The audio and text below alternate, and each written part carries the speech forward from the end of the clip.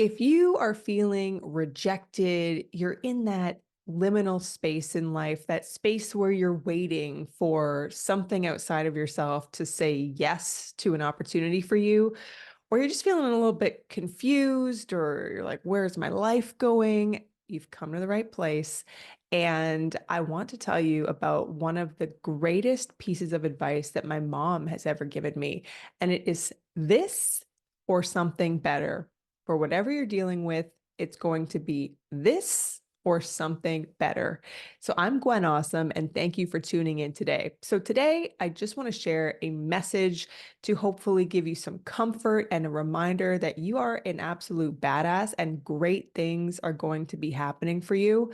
And if you're in that weird space right now, it's okay. I want to tell you uh, a story about my own this or something better, and also why I am really talking about this today. So, I have someone in my life who has inspired this, and they are going through a career change, applying to lots of different jobs, going through lots of interviews, and going through that roller coaster of, am I going to get this job? Or I had a really great interview and I think I'm going to get it. And then you don't hear back, or you have another interview and you're like, I really sucked at that interview, and you don't hear back. And then maybe you get an email that's a rejection, and it's a whole tornado of emotions. And it kind of sucks when you're in that phase because you feel like you're losing your power to the HR of a company versus calling it back and reminding yourself that you have the power. So when I went through this was a few years ago, and I was ready to start a new career. I was ready to get back into working with a team.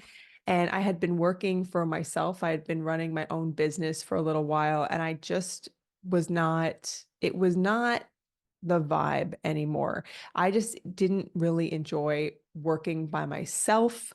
I was really eager to get back with the team and the momentum of a big company and have a steady paycheck along with that. And so I remember when I was looking for a job, looking for a new opportunity, I'll say. I was a little bit terrified because all of my past work experience in working in TV, in public relations, and making a few online courses, I couldn't figure out what my next move was going to be because I knew the TV world was changing really fast and I didn't really want to work in TV anymore. And I didn't really want to do like an official PR role. I was like freaking out. I didn't think online courses was even a job. So I was like, oh my God, what am I going to do? So I'm searching around, applying to different things, had some great interviews with places. I remember I got offered a freelance contract for a PR to do a PR job, a public relations job for like a blimp company. And I was like, this wasn't full time. This was just like a one-time contract. And at the time, I really needed some cash. But I remember just thinking, this is this or something better. But this was not, it was not feeling right. Okay, but here's what really happened. So I applied to a job at this great entrepreneurship company, and the job posting, the job title was a question mark. It's like, is this a mistake? What is this? Literally just a question mark. And so I click on the job posting, and it was incredible. It basically said, are you somebody that's had a lot of different interesting life experiences, but you don't know really how to channel them into a job? This job is for you. And it was on the HR team for the company. And it was to be like a recruiter or an interviewer, like somebody that can really be flexible and talk to people. And I just thought, this is a question mark. I'm a question mark. This is the perfect job for me. And so I applied and I got to do a couple interviews, and I was just so eager. And, when you're in that gripping phase of, I need this, I need to get this, but it didn't quite feel right. But I was like, override, override, get this job anyway, because you're in that kind of scarcity mentality. And I remember getting the call that I didn't get the job.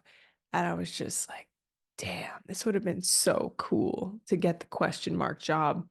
And the HR person or talent, they say talent actually in modern corporate companies.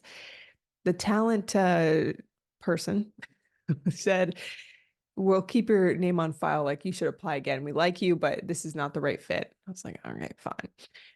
And I thought, that's not going to work out. But funny enough, I did find a job 2 weeks later at the same company, and it was to be a course producer. And I didn't even know that was a job at the time. I didn't even know that you could do that. And I had made 4 courses before going there. And then once I got that job, it was a rocket ride from 4 to 100 in a couple of years. And that was both with my own business that I ran to become better at my full-time job and to make great connections.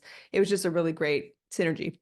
So my something better was the course producer job, course producer role. It really was a role of a lifetime that's really put me on a trajectory to where I am today. And will always appreciate that. And if I did get that question mark job, I don't know where I'd be now. An exclamation mark, apostrophe, who knows? But it was truly worth waiting for. So if you are in that space of, oh my God, what is happening? I really want you to just breathe. Remind yourself that if you do not get a job, all rejection is God's protection. If you've heard that before, if you don't have into the God thing, all rejection is for your protection. It's just not meant for you. This is the greatest thought ever, is what's meant for you cannot miss you. The absolute ideal role, the absolute ideal relationship, the ideal paycheck, the ideal baby, whatever it is that you want, it's right there. It's right there. And then we just need to get into a position to receive it, which would be another whole podcast. So if you want to hear how I actually got into the place to receive it, leave me a comment below on YouTube or shoot me a DM on Instagram. Love to talk about that. That's an interesting tale. But another thing too is this weekend, was to be going to Phoenix, Arizona for the Hay House I Can Do It conference. And what's so interesting is I bought a ticket because my favorite author right now, Sarah Landon, is speaking there. And when I bought the ticket back in, I think, December, many months ago, it was such a hell yes. It was absolutely, I'm going to this conference.